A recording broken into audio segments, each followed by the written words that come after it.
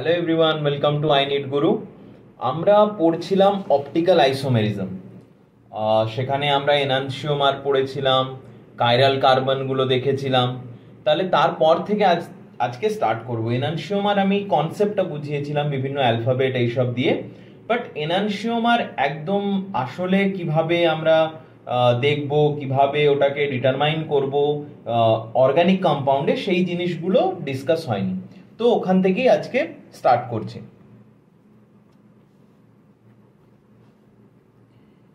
তো first enantiomer.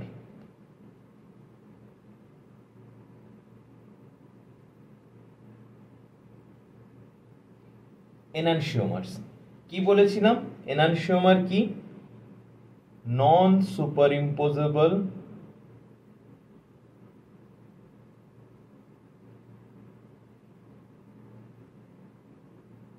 Mirror image. এরকম দুটো পেয়ার যারা একে অপরের ওপর নন সুপার ইম্পোজেবল, এরকম দুটো মিরর ইমেজকে আমরা কি বলি? এনানসিওমার বলি। একটা এক্সাম্পল নিয়ে যদি আমি দেখি,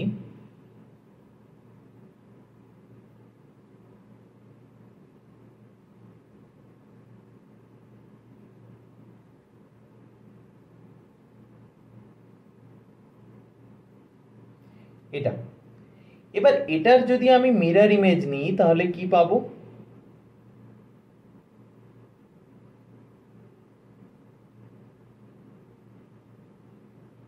বিআর গুলো এদিকে চলে আসবে, এইচ গুলো এদিকে চলে আসবে, এখানেও বিআর গুলো এদিকে আসবে, এইচ গুলো এদিকে আসবে। এবার আমি যে এই কম্পাউন্ডটা নিয়ে কাজ করছি, এটা কি আদৌ এখানে কি কাইরাল কার্বন প্রেজেন্ট আছে সেটা দেখার জন্য কি দেখব? আমি যদি এই কার্বনটার রেসপেক্টে দেখি, একটা সাইডে কি আছে? বিআর আছে, আরেকটা সাইডে কি আছে? CH3 আছে, আরেকটা সাইডে কি আছে? হাইড্রোজেন আছে। আবার যদি আমি এই কার্বনটার রেসপেক্টে দেখি, তাহলে একটা সাইডে বিআর আছে, আরেকটা দিকে হাইড্রোজেন, আরেকটা দিকে CH3। আর এই ওপরের কার্বনের রেসপেক্টে ফোর্থ বন্ডটাতে কি আছে? এই পুরোটা। আর এই নিচের কার্বনের রেসপেক্টে লাস্ট বন্ডটাতে কি আছে? এই পুরো ওপরের গ্রুপটা। তাহলে দেখতে পাচ্ছি যে দুটো কার্বনই কিন্তু কাইরাল কার্বন। কেন কাইরাল কার্বন? কারণ ওদের চারটে বন্ডে চারটে আলাদা গ্রুপ অ্যাটাচ আছে। তাহলে এটাও কাইরাল, এটাও কাইরাল, দুটোই কাইরাল। এবার আমি যদি এই কম্পাউন্ডটাকে, এই কম্পাউন্ডটাকে এর ওপরে সুপার ইম্পোজ করতে চাই, এর ওপরে আমি এটাকে সুপার ইম্পোজ করতে চাই, তাহলে কি হবে? হবে না, কারণ এর যেখানে বিআর আছে তা এখানে এই কম্পাউন্ডের হাইড্রোজেন আছে, আবার এর যেখানে বিআর এখানে হাইড্রোজেন, দুটো বদলে গেছে। তাহলে এটা কিন্তু এর ওপর সুপার ইম্পোজ হবে না। ঠিক আছে, তাহলে এদেরকে আমরা কি বলতে পারি? এটাকে আমরা বলতে পারি পেয়ার অফ এনানসিওমার।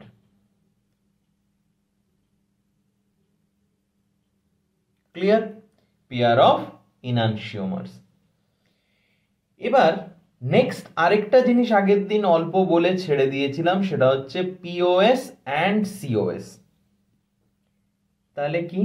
ফার্স্টে সিওএস আমাদের সিলেবাসে নেই, নিটের সিলেবাসে নেই। অ্যাডভান্সে কোয়েশ্চেন আসে সিওএস থেকে, বাট পিওএস থেকে কোয়েশ্চেন আসে। পিওএস মানে হচ্ছে plane of symmetry,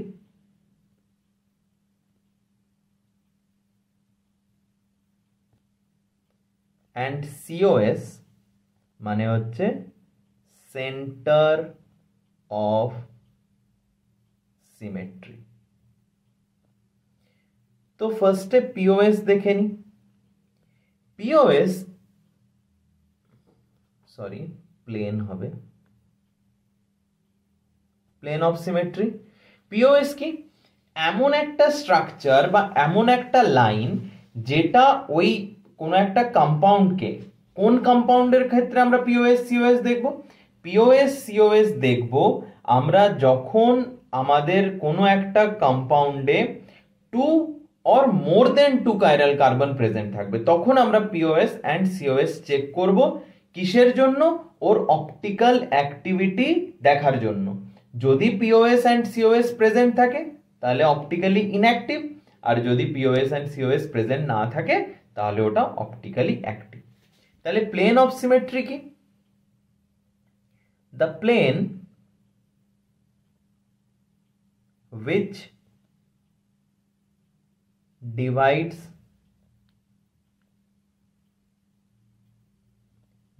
divides the compound in two equal halves, ঠিক আছে? which divides the compound in two equal halves।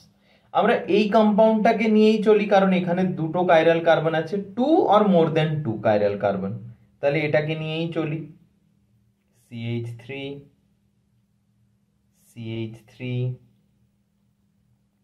BRH।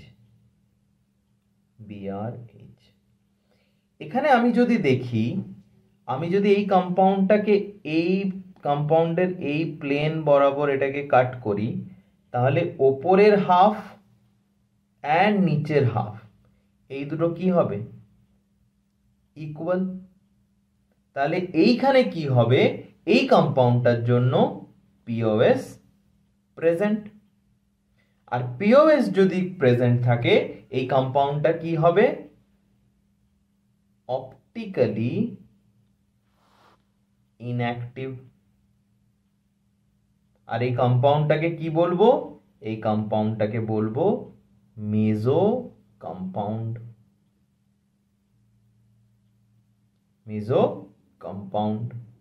ঠিক আছে? এবার এই কম্পাউন্ডটাই যদি একটু অন্যরকম হতো, এটারই একটা আইসোমার থাকলো, এটার একটা আইসোমার আমি কেমন নিলাম? CH3 BRH, এদিকে BR এদিকে H। এখানেও দেখি এই কার্বনটার রেসপেক্টে একটা CH3, একটা BR, একটা H, আর একটা এই পুরো গ্রুপ, ঠিক আছে?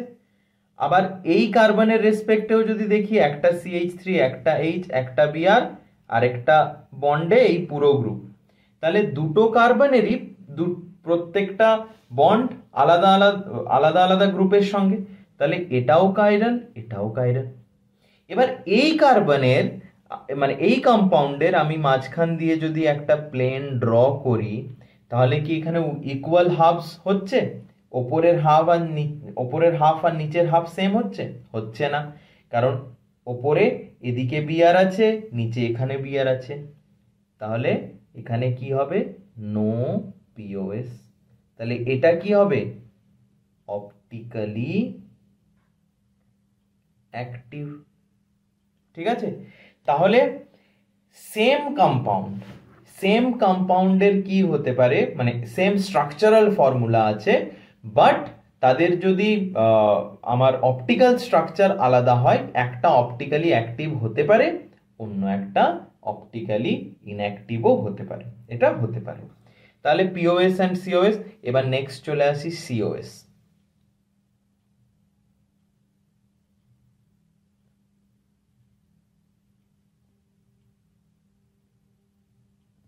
Centre of symmetry. মানে আমি ধরো একটা এরকম স্ট্রাকচার নিচ্ছি,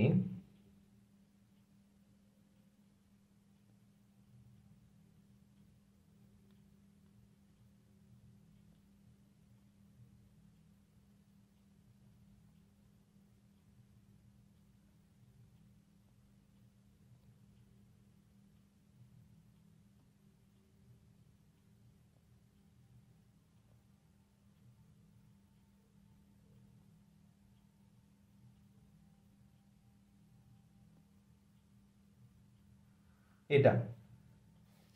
এবার এখানে আমি সেন্টার থেকে কি দেখব?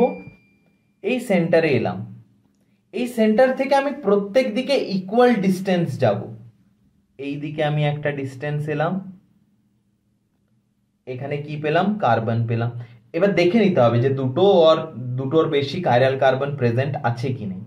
এখানে যে কার্বনটা আছে তার একটা হাতে কি হাইড্রোজেন, একটা হাতে কি CH3, আরেকটা দিকে কি আছে এই যে এইটা পুরোটা, আর এই দিকে কি আছে এইটা পুরোটা। এবার আলাদা কেন হচ্ছে, কারণ এখানে ব্রোমিন আছে তাই। তাহলে এই কার্বনটা কি হবে, কাইরাল হবে। যদি কারো বুঝতে খুব অসুবিধা হচ্ছে এই পার্টটা অমিট করলেও কোনো প্রবলেম নেই, খুব একটা কোয়েশ্চেন এখান থেকে আসে না, ঠিক আছে, খুব একটা কোয়েশ্চেন এখান থেকে আসে না। আবার নেক্সট আমি যদি আসি এই নিচের কার্বনটার জন্য, নিচের কার্বনটাও সিমিলারলি কাইরাল হবে, কারণ একদিকে ব্রোমিন আছে আর একদিকে নেই। তাহলে আমি এই সেন্টার থেকে যদি ইকুয়াল ডিস্টেন্স যাই প্রত্যেক দিকে, এদিকে গেলাম কার্বন পেলাম, এদিকে CH3 পেলাম, H পেলাম, এদিকেও এলাম এখানে কার্বন পেলাম, এদিকে CH3 পেলাম, H পেলাম। এবার এদিকে হাঁটবো কার্বন পাবো, কার্বনের পাশে এখানে কি পাবো হাইড্রোজেন পাবো, দুটো হাইড্রোজেন পাবো। আর এদিকে হাঁটবো তখন এই কার্বনের কাছে একটা ব্রোমিন পাবো আর একটা হাইড্রোজেন পাবো। তাহলে আবার এদিক থেকে হাঁটলে কি এখানে কার্বন পাবো হাইড্রোজেন পাবো, এদিক থেকে হাঁটলে কার্বন পাবো হাইড্রোজেন পাবো, সবগুলো সেম হচ্ছে, বাট এখানে একটা জায়গায় ব্রোমিন পাচ্ছি একটা জায়গায় হাইড্রোজেন পাচ্ছি। তাহলে সেন্টার অফ সিমেট্রি এখানে কিন্তু অ্যাপ্লিকেবল হচ্ছে না, তাহলে এখানে নো COS। তাহলে এটা কি হবে অপটিক্যালি অ্যাক্টিভ।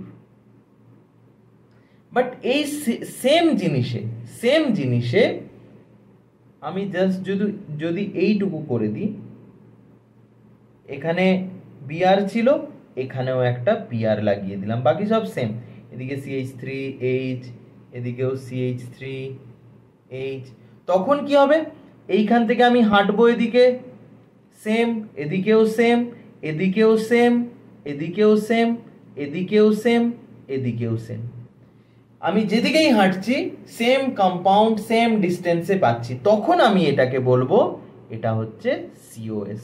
তাহলে এই কম্পাউন্ডটা তখন হয়ে যাবে মিজো কম্পাউন্ড। ওকে, মিজো কম্পাউন্ড, মিজো কম্পাউন্ড। এবার তাহলে এটা কি হবে optically inactive.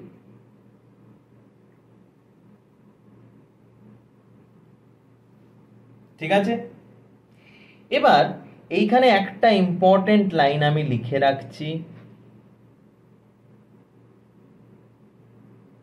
Mizo compound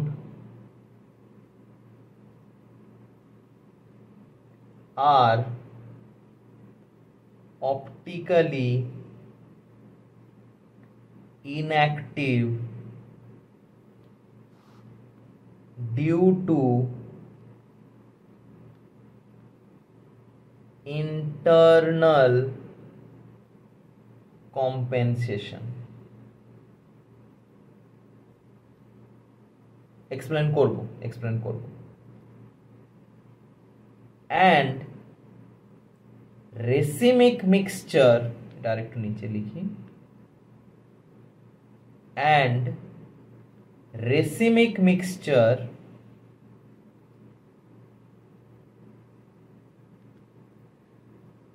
is optically inactive due to external compensation.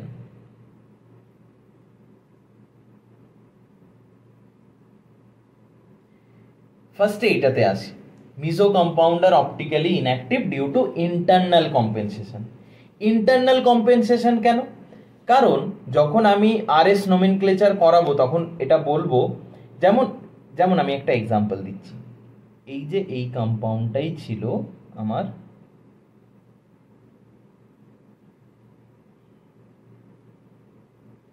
এটা ছিল আমার মিজো কম্পাউন্ড, এই কম্পাউন্ডটার অ্যালং এই লাইন কি হচ্ছে, এটা হচ্ছে প্লেন অফ সিমেট্রি। তাহলে আমি আগের দিন যে কনসেপ্টটা বলেছিলাম সেটা কি ছিল, প্লেন পোলারাইজড লাইটকে রোটেশন করাবে। তাহলে আমি ধরছি এই ওপরের হাফটা যদি প্লেন পোলারাইজড লাইটকে ক্লকওয়াইজ রোটেট করায়, যদি এখানে ক্লকওয়াইজ রোটেশন হয়, এটা আমি একদম ফ্যাক্ট বলছি না, এক্সাম্পলের জন্য বলছি, ওপরের হাফটা যদি ক্লকওয়াইজ রোটেশন করায় তাহলে নিচের হাফটা কি করাবে, নিচের হাফটা অ্যান্টি ক্লকওয়াইজ রোটেশন করাবে, অ্যান্টি ক্লকওয়াইজ রোটেশন করাবে। তাহলে এই যে ক্লকওয়াইজ আর অ্যান্টি ক্লকওয়াইজ দুটো রোটেশন একটা কম্পাউন্ডের ভেতরেই হচ্ছে, দুটো মিলে কি হবে, নো ডিফ্লেকশন।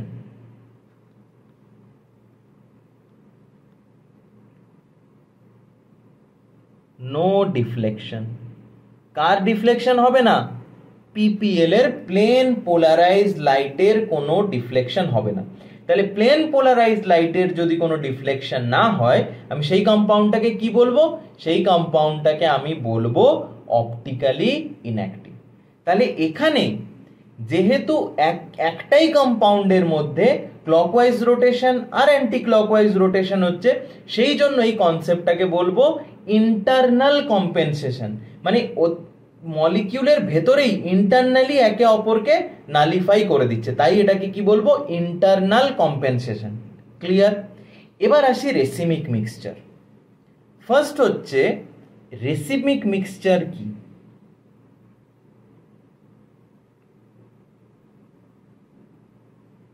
রেসিমিক মিক্সচার হচ্ছে mixture of 50% D isomer and 50% L isomer। আগের দিন আমি বলেছিলাম যে একটা কম্পাউন্ড ডেক্সট্রো রোটেটরি, লিভো রোটেটরি, যদি ক্লকওয়াইজ রোটেট করে তাহলে তাকে ডেক্সট্রো রোটেটরি বলবো, যদি অ্যান্টি ক্লকওয়াইজ রোটেট করে তাকে লিভো রোটেটরি বলবো। এগুলো বলেছিলাম ডেক্সট্রো লিভো।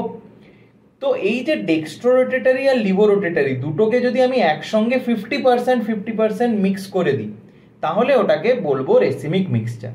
এবার রেসিমিক মিক্সচার, এই যে D isomer and L isomer এরা কিন্তু ইন্ডিভিজুয়ালি অপটিক্যালি অ্যাক্টিভ, বাট যখন দুটোকে ইকুয়াল অ্যামাউন্টে আমি মিক্স করছি তখন as a whole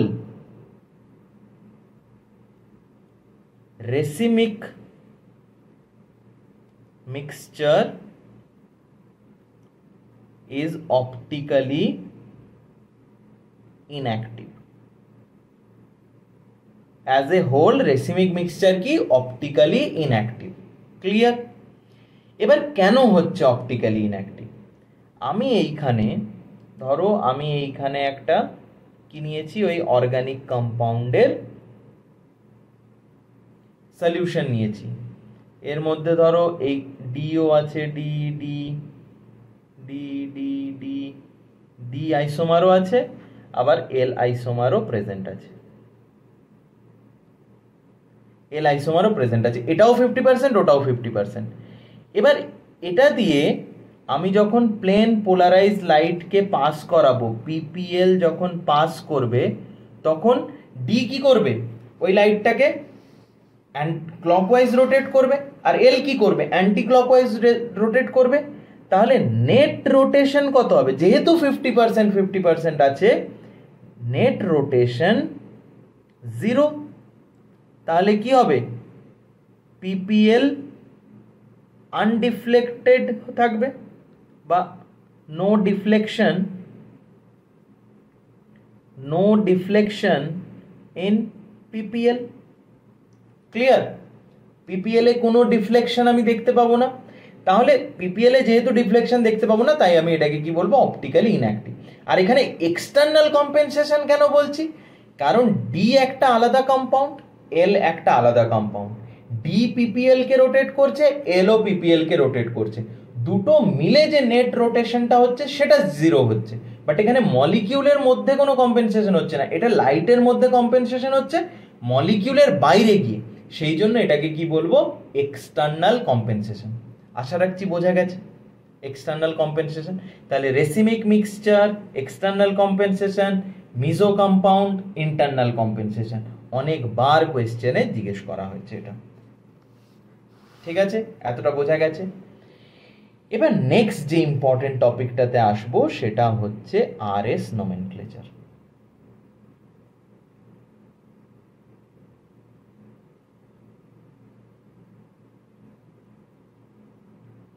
RS nomenclature, আগের দিনের সিআইপি রুলটা সবাই পড়েছো? যারা আগের দিনের ভিডিওটা দেখোনি, ডেসক্রিপশনে লিংক থাকবে, বা আমাদের আই নিড গুরু চ্যানেলে গিয়ে আগের পার্টটা, এর আগের যে পার্টটা স্টিরিও আইসোমারের যে ফার্স্ট পার্টটা আমি করিয়েছিলাম, সেখানে সিআইপি রুল বলে একটা পড়িয়েছিলাম প্রায়োরিটি অর্ডারের জন্য। ইজেড আইসোমারের ক্ষেত্রে, জিওমেট্রিক্যাল আইসোমার, ওখানে পড়িয়েছিলাম। ওই সিআইপি রুলটা আমি বলেছিলাম আরএস নমেনক্লেচারে লাগবে, ওই জায়গাটা আগে দেখে নাও, দেন এই জায়গাটা করবে, নয়তো এখানটা বুঝতে পারবে না। ওকে, তাহলে শুরু করা যাক। আরএস নমেনক্লেচারে কি হবে? আমরা first number the groups attached with chiral carbon according to their priority order. এটা ফার্স্ট করব। দেন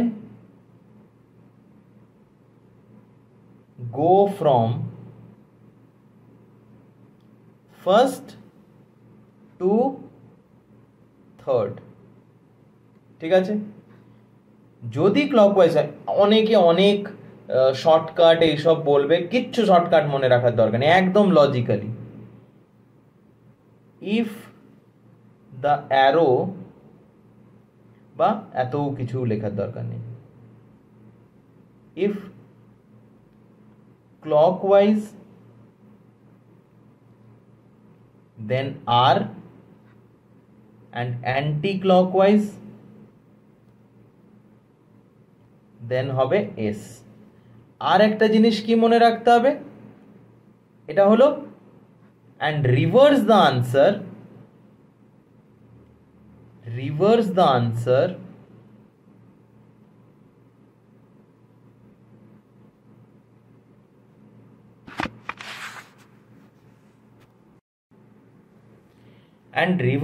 answer if the fourth group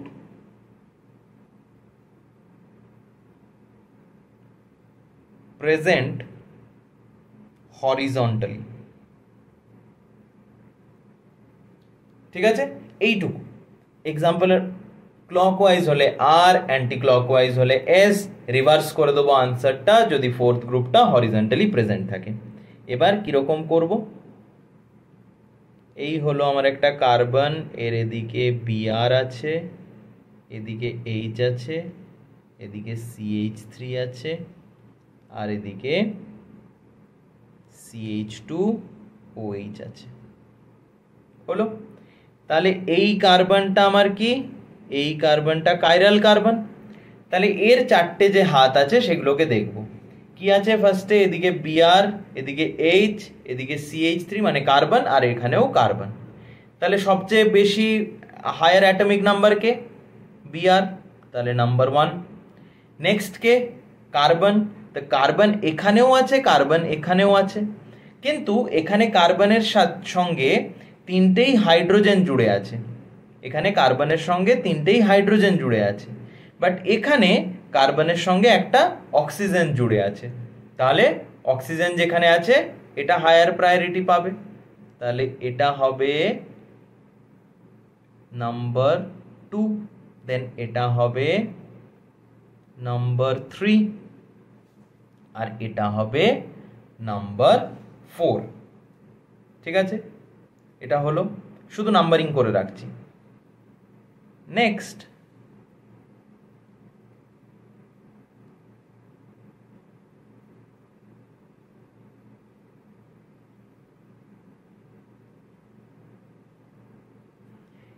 এখানে কি, এই কার্বনটা হচ্ছে কাইরাল, তাহলে এখানে চারটে গ্রুপ আছে, Cl OH CH3H সবচেয়ে বেশি প্রায়োরিটি কার থাকবে, কার অ্যাটমিক নাম্বার সবচেয়ে বেশি?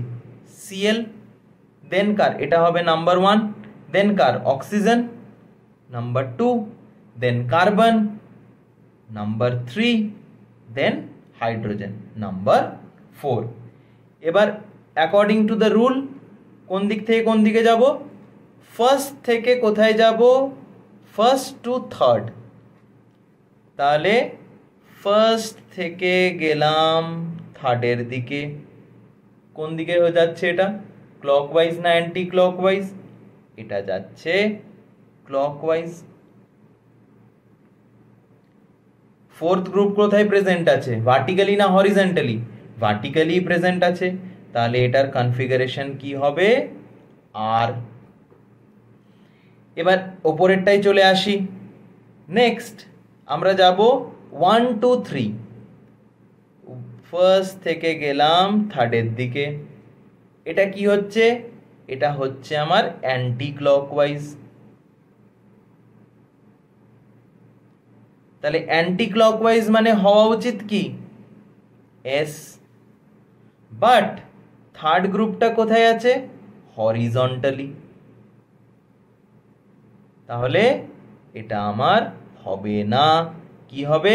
এটাকে রিভার্স করে দেবো। তাহলে এস কেটে হবে আর। কি হবে?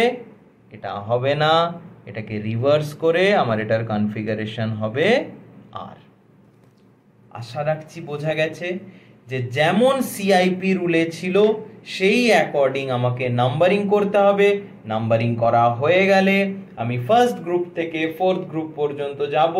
যেই ফার্স্ট গ্রুপ থেকে থার্ড গ্রুপ পর্যন্ত যাব, আমি দেখব যে ক্লকওয়াইজ হচ্ছে না অ্যান্টি ক্লকওয়াইজ হচ্ছে। যদি ক্লকওয়াইজ হয় তাহলে আমি বলবো আর, যদি অ্যান্টি ক্লকওয়াইজ হয় তাহলে আমি বলবো এস।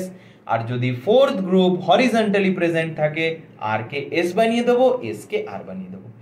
এর চেয়ে সহজে আর এস নমেনক্লেচার আর হয় না। এটাই মনে রাখবে সবাই, এটাই করবে। আর কোনো শর্টকাট নয়, কিছু নয়, কোনো কিছু না, এইভাবেই করতে হবে। কয়েকটা কোয়েশ্চেন দিচ্ছি, করো।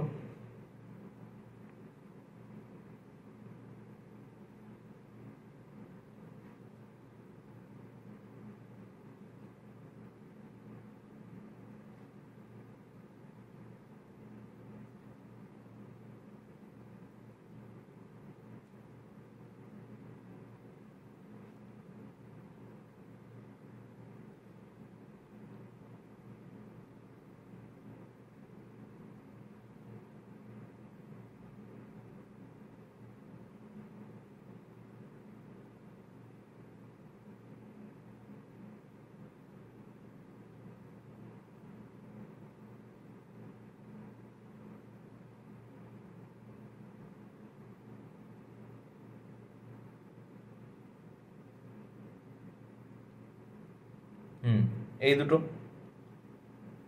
চটপট। ফার্স্ট এরটাতে দুটো কাইরাল কার্বন আছে, দুটো কার্বনের আলাদা আলাদা করে আমি কনফিগারেশন বের করব।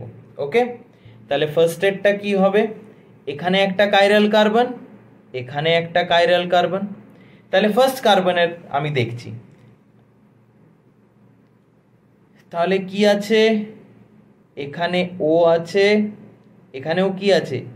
এই যে আমি নাম্বারিং করে দিই, এটা ফার্স্ট, এটা সেকেন্ড।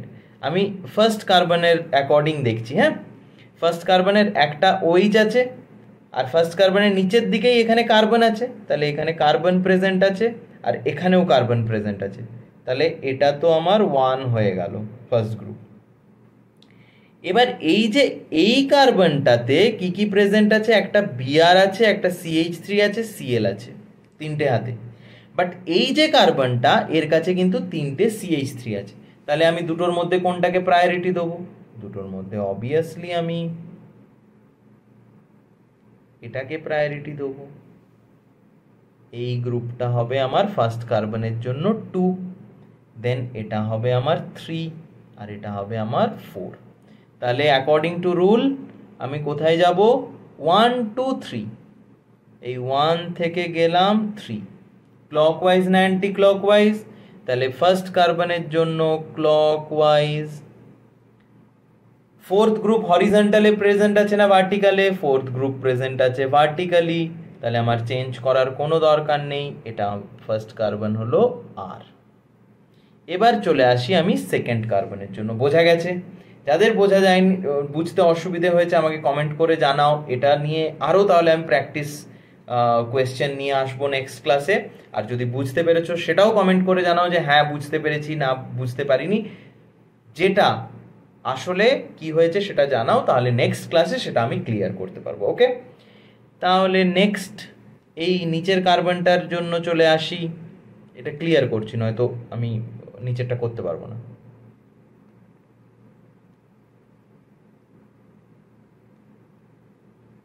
তাহলে এই কার্বনের জন্য কি হবে?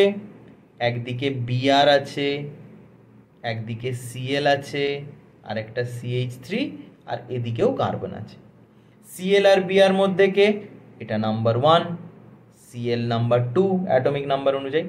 এবার এই যে কার্বনটা, এই কার্বনের একদিকে ও আছে, একদিকে কার্বন আছে, বাট এইখানে যে কার্বনটা তিনটেই CH3 আছে, তাহলে এই কার্বনটা হবে আমার থার্ড, আর এটা হবে 4। তাহলে আমি কোন দিকে যাব? 1 2 3, 1 থেকে গেলাম 3 এর দিকে। তাহলে সেকেন্ডেরটাও কি ক্লকওয়াইজ রোটেশন। ফোর্থ গ্রুপ আমার কোথায় প্রেজেন্ট আছে? ভার্টিক্যালি প্রেজেন্ট আছে, তাহলে এটাও হবে আর। তাহলে এরকম কোয়েশ্চেন থাকলে এরকম, মানে অপশানে এরকম থাকবে R1 R1 এরকম থাকবে যে 1R 2R এরকম থাকবে, বা এরকমও লেখা থাকতে পারে R1 R2। আবার অন্য অপশানগুলো থাকলে R1 S2, মানে ফার্স্টেরটা আর, আর পরের সেকেন্ড, এই যে সেকেন্ড কার্বন, এটা সেকেন্ড কার্বনটা S, এরকম করে আনসার দেওয়া থাকবে। মানে বাই ডিফল্ট ওপরেরটাকে 1 ধরে নেওয়া হয়, নিচেরটাকে 2 ধরে নেওয়া হয়। ঠিক আছে? তাহলে এখানে আমি কি লিখতে পারি? এখানে আমি লিখতে পারি R1 R2, এটা হলো আমার কনফিগারেশন। বা অনেক জায়গায় ফার্স্ট কার্বন আর, সেকেন্ড কার্বন এস, এরকম করেও লেখা হয়।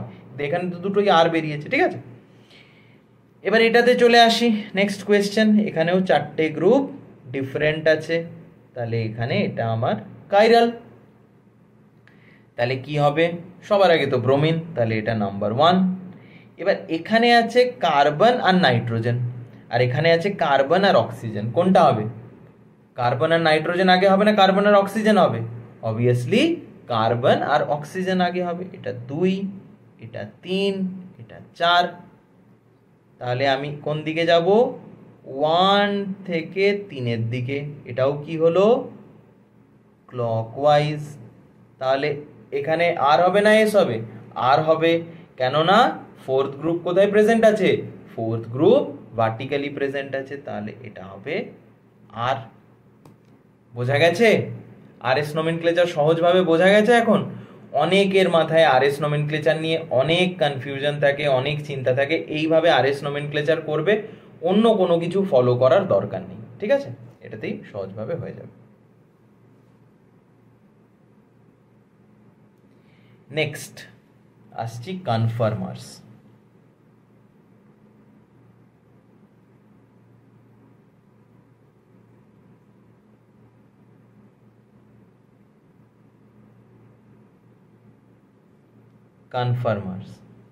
কনফার্মার্সের জন্য যে ফর্মুলাটা আমরা ইউজ করি, নর্মালি আমরা অনেকগুলোই, আমাদের তো স্ট্রাকচার ড্র করার টেকনিক আছে, ফিশার প্রজেকশন ফর্মুলা।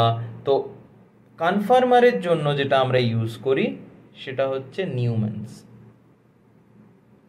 নিউম্যানস প্রজেকশন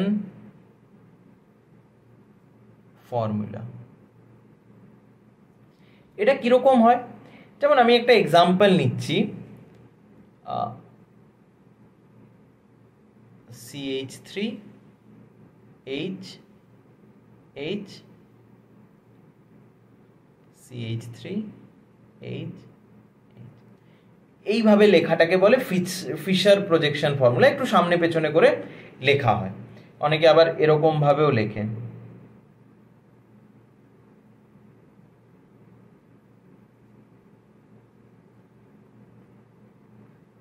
আর এটা সামনের জন্য, এটা এরকম হয় ফিশার প্রজেকশন ফর্মুলা। ঠিক আছে, তো আমাদের কি দেখতে হবে, আমাদের নিউম্যান নিয়ে দেখতে হবে। তাহলে নিউম্যানের জন্য কি করতে হয়, নিউম্যানটা দুটো স্ফিয়ার নেওয়া হয়, ধরা হয় এরকম একটা স্ফিয়ার আছে, স্ফিয়ারের সামনের দিকে একটা কার্বন আছে, এই যে ডট একটা সামনের দিকে কার্বন আর পেছনের দিকে একটা কার্বন আছে।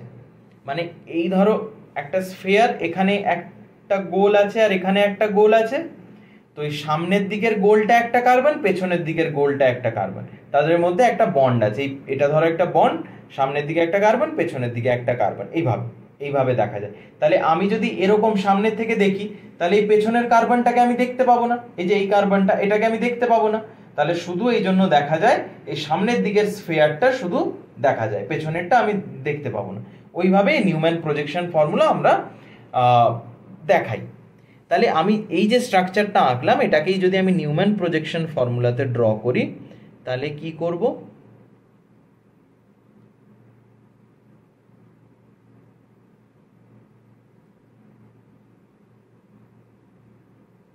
এবার এই পেছনের যেগুলো আছে সেগুলোকে দেখাবো এইভাবে। ঠিক আছে, এইভাবে আমি নিউম্যান প্রজেকশন ফর্মুলা দেখাবো।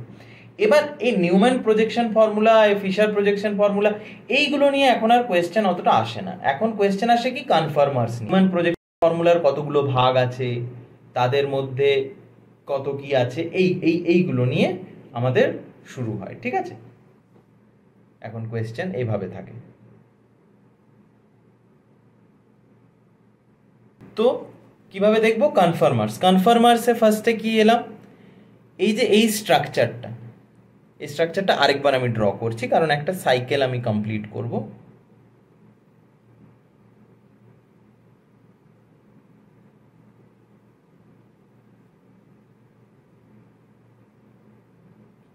আর পেছনের গুলো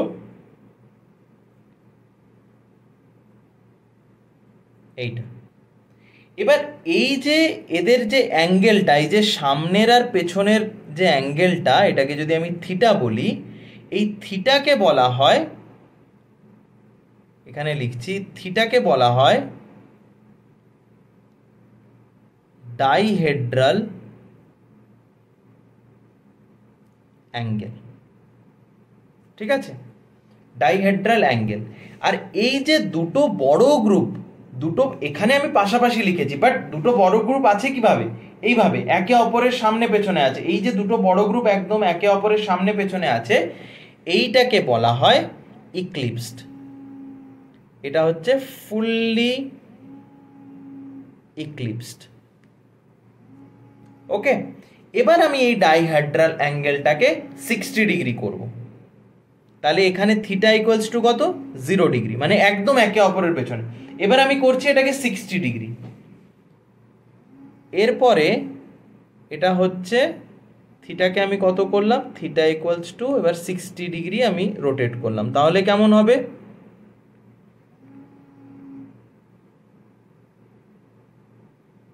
CH3H, এটা সবগুলো কি এদিকে রোটেট হয়ে যাবে সব কিছু।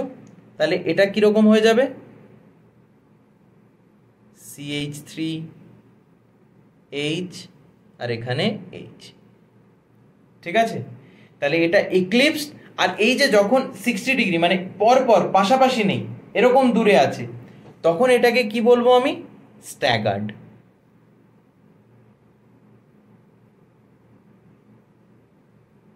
তাহলে একদম বড় গ্রুপগুলো পরপর সেটা হচ্ছে ইক্লিপস, আর একদম বড় গ্রুপগুলো পরপর থাকলে হচ্ছে সেটা ফুললি ইক্লিপস, আর যখন দূরে থাকছে গ্রুপগুলো তখন হচ্ছে সেটা স্ট্যাগার্ড। আবার আমি এটাকে 60 ডিগ্রি বাড়াবো, আরো 60 ডিগ্রি রোটেট করব, তাহলে তখন থিটা ইকুয়ালস টু কত হয়ে যাবে, 120 ডিগ্রি। তখন কিরকম স্ট্রাকচারটা পাবো, তখন আমি পাবো CH3H আর এই যে CH3টা এখানে চলে আসবে, তাহলে এখানে হচ্ছে CH3, এখানে হচ্ছে H, আবার এখানে হচ্ছে H। তো এই যে স্ট্রাকচার, এটাও ইক্লিপস, দুটো গ্রুপ পেছনে পেছনে আছে, বাট এটা কিন্তু ফুললি ইক্লিপস নয়, কারণ CH3 পেছনে H আছে, বড় ছোট গ্রুপ কাছাকাছি আছে। তাহলে এটাকে আমি বলবো পার্শিয়ালি ইক্লিপসড, পার্শিয়ালি ইক্লিপসড। ওকে, নেক্সট আমি এটাকে আরো 60 ডিগ্রি রোটেট করব, তাহলে কত হবে? 180 ডিগ্রি। তাহলে থিটা ইকুয়ালস টু যখন 180 ডিগ্রি হবে, দেন কিরকম দেখতে হবে? CH3 H H, এটা তখন কোথায় আসবে? একদম এইখানে মাঝখানে চলে আসবে। CH3 H H, তাহলে এটাও কি? এটাও স্ট্যাগার্ড, স্ট্যাগার্ড। নেক্সট এটাকে আমি আরো রোটেট করব, আরো 60 ডিগ্রি রোটেট করব, তাহলে কত হবে? 240। তাহলে নেক্সট থিটা ইকুয়ালস টু 240। তাহলে কিরকম স্ট্রাকচার দেখতে হবে? এই CH3 এর পেছনে চলে আসবে,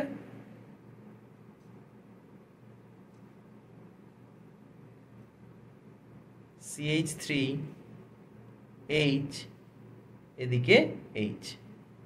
এটাও তাহলে কি হলো? এটা হবে পার্শিয়ালি ইক্লিপসড, কারণ H আর CH3 সামনে পেছনে আছে, তাহলে এটাও পার্শিয়ালি ইক্লিপসড। ওকে, নেক্সট এটাকে আমি আরো রোটেট করব। নেক্সট থিটা ইকুয়ালস টু কত হবে? 300 degree. Theta equals to 300 degree. তখন এটা কেমন দেখতে হবে? এই CH3টা, কোথাও একটা ভুল হয়েছে, এটা 0, এটা 60, এটা 120, এখানে 18। হ্যাঁ ঠিক আছে, ঠিক আছে, না না কিছু না। তাহলে 240 300 যখন হবে তখন কি হবে? H H CH3, এই CH3 কি আবার এখানে চলে যাবে, তাহলে CH3 H H হলো। তাহলে এটাও কি হচ্ছে? দূরে দূরে আছে, তাহলে এটাও কি হবে? এটাও হবে স্ট্যাগার্ড। আবার যখন এটাকে আমি রোটেট করব, এটাকে যদি আরো রোটেট করি, এই CH3 কোথায় চলে যাবে? এখানে। আরো 60 ডিগ্রি যখন রোটেট করব, এই CH3টা ঘুরে তখন এখানে চলে আসবে। তাহলে তখন কি হয়ে যাচ্ছে? একটা ফুল রোটেশন। যখন থিটা ইকুয়ালস টু 360 ডিগ্রি হবে, তখন আবার কি হয়ে যাবে? সেম এই যে স্ট্রাকচার, সেটাকে আবার পেয়ে যাব। বোঝা গেছে? তাহলে এই যে স্ট্যাগার্ড, যেগুলো স্ট্যাগার্ড বাট, আচ্ছা আরেকটা ভাবেই বোঝাই, যেটা স্ট্যাগার্ড আর এই যে বড় গ্রুপগুলো একদম একে অপরের অপোজিট আছে, এইটাকে বলবো অ্যান্টি। আর স্ট্যাগার্ড বাট একদম একে অপরের উল্টো নেই, সেগুলোকে বলবো গজ। তাহলে এটাও গজ, এটাও গজ, ঠিক আছে? তাহলে অ্যান্টি আর গজ। এবার সবচেয়ে বেশি রিপালশন কোথায় হতে পারে? যেখানে ফুললি ইক্লিপস সেখানে সবচেয়ে বেশি রিপালশন হতে পারে। সবচেয়ে কম রিপালশন কোথায় হবে?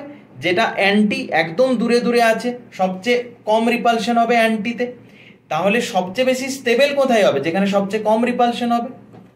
তাহলে অ্যান্টি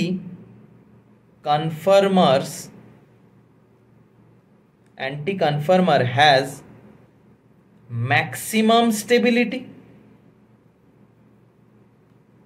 তাহলে কি মিনিমাম এনার্জি। আমি একদম শুরুর থেকে শেখাচ্ছি, এনার্জি আর স্টেবিলিটি কি চলে, ইনভার্সলি প্রপোর্শনাল থাকে। আর কি, ফুললি ইক্লিপসড হচ্ছে minimum stability maximum energy. Fully eclipsed কি হ্যাজ মিনিমাম স্টেবিলিটি, তাই এটার কি হবে, ম্যাক্সিমাম এনার্জি। বোঝা গেছে? মিনিমাম স্টেবিলিটি তো ম্যাক্সিমাম এনার্জি। তো এটার একটা খুব ইম্পর্টেন্ট গ্রাফ আছে, সেই গ্রাফটা করে।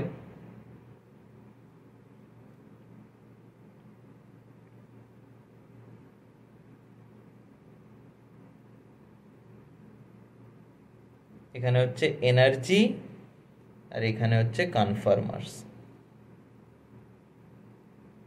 সবচেয়ে কম এনার্জি কার তাহলে? অ্যান্টি। তাহলে অ্যান্টির পর কে হবে? পার্শিয়ালি ইক্লিপসড। অ্যান্টির পর কি হচ্ছে? অ্যান্টি থেকে আমি যে কোনো দিকেই যদি যাই, অ্যান্টির দুদিকেই, অ্যান্টি থেকে যদি আমি এদিকেও যাই তাহলেও কি পাচ্ছি? Partially eclipse. আবার অ্যান্টি থেকে এদিকেও যদি যাই আমি পাচ্ছি পার্শিয়ালি ইক্লিপসড। তাহলে অ্যান্টির দুদিকেই কে থাকবে? পার্শিয়ালি ইক্লিপসড। তার দুদিকে কে থাকবে?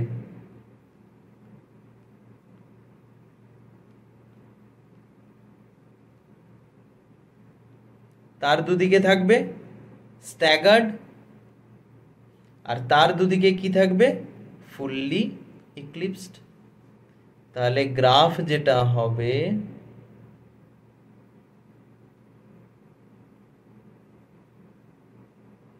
এইরকম। তাহলে এইটাকে, এটা হচ্ছে অ্যান্টি, শুরু কোথা থেকে হয়? এফ ই লিখছি, ফুললি ইক্লিপস, ঠিক আছে। নেক্সট তারপরে কি হচ্ছিল? গজ, তারপরে আবার পার্শিয়ালি ইক্লিপস, তারপরে অ্যান্টি, তারপরে আবার পার্শিয়ালি ইক্লিপস, তারপরে আবার গজ, তারপরে আবার কি হয়ে যাচ্ছিল? Fully eclipse. জাস্ট পেছনের জিনিসটা আমি ঘোরাতে ঘোরাতে ঘোরাতে ঘোরাতে থাকবো। তাহলে ম্যাক্সিমাম স্টেবিলিটি কার? অ্যান্টির। আর মিনিমাম স্টেবিলিটি কার? ফুললি ইক্লিপসড। এখানে একটা এক্সেপশন নয়, জাস্ট একটা অন্য টাইপের একটা রেজাল্ট বেরোয়, যেটাকে বলে গজ এফেক্ট।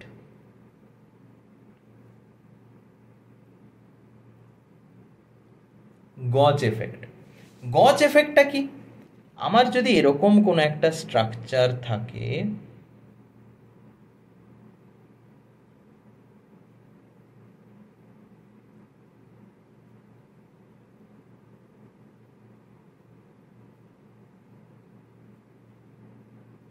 তাহলে এই স্ট্রাকচারটা কি? গজ।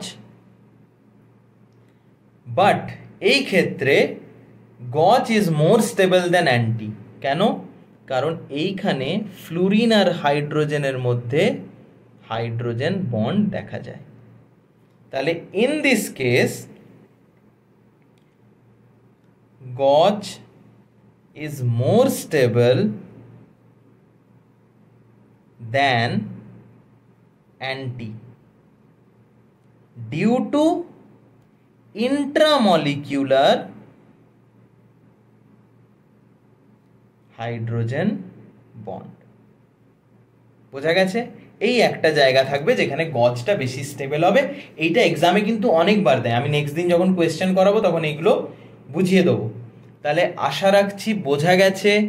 এইরকম মানে খুবই একটা হাই ইল্ড টপিক লাস্ট যে দুদিন ধরে হলো, স্টিরিও আইসোমার, বা 3 দিন যদি ধরি পুরো আইসোমার, খুবই ইম্পর্টেন্ট একটা টপিক। এরপর থেকে আমরা কি করব? আমাদের জিওসি কমপ্লিট হয়ে গেল। এবার আমরা একদম তাড়াতাড়ি এক এক দিনে এক একটা চ্যাপ্টার, হাইড্রোকার্বন একদিনে, তারপরে হ্যালো অ্যালকেন হ্যালো অ্যারিনস একদিনে, জাস্ট পরপর পরপর। আর আমি তোমাদের জন্য নিয়ে আসবো একদম সব নেম রিয়াকশনগুলো একটা ভিডিওতে করে একবারে রিভাইজ করিয়ে দেবো। ওকে? আর আমাদের যেটা অ্যানাউন্সমেন্ট আছে আমাদের আই নিড গুরুর অ্যাপে, এই যে ব্রহ্মাস্ত্র ব্যাচ 10th এপ্রিল থেকে শুরু হচ্ছে। তোমরা সবাই তাড়াতাড়ি এনরোল করো, একদমই ফ্রি ব্যাচ, একদম খুব ভালোভাবে একটা মানে খুব সুন্দরভাবে পুরো নিটের একটা ব্রাশ আপ আমরা করিয়ে দেবো। লাইভ ক্লাসেস হবে, PYQ প্র্যাকটিস হবে, 1-to-1 মেন্টরশিপ হবে, ওখানে ডিপিপি দেওয়া হবে, টেস্ট নেওয়া হবে, সব কিছু। এবার অনেকের মনে হতে পারে 10 দিনে কি হয়ে যাবে, বাট 10 দিনে সত্যি এমনভাবে প্ল্যান করা হয়েছে। হ্যাঁ, এবার যাদের একদম পড়া নেই 10 দিন পড়ে কি নিট ক্লিয়ার হবে সেটা তো পসিবল নয়, বাট একটা সিগনিফিক্যান্ট অ্যামাউন্ট অফ ইমপ্রুভমেন্ট তোমরা দেখতে পাবে, এটুকু গ্যারেন্টি দিতে পারি। ওকে, চলো তাহলে নেক্সট ক্লাসে দেখা হচ্ছে। Thank you.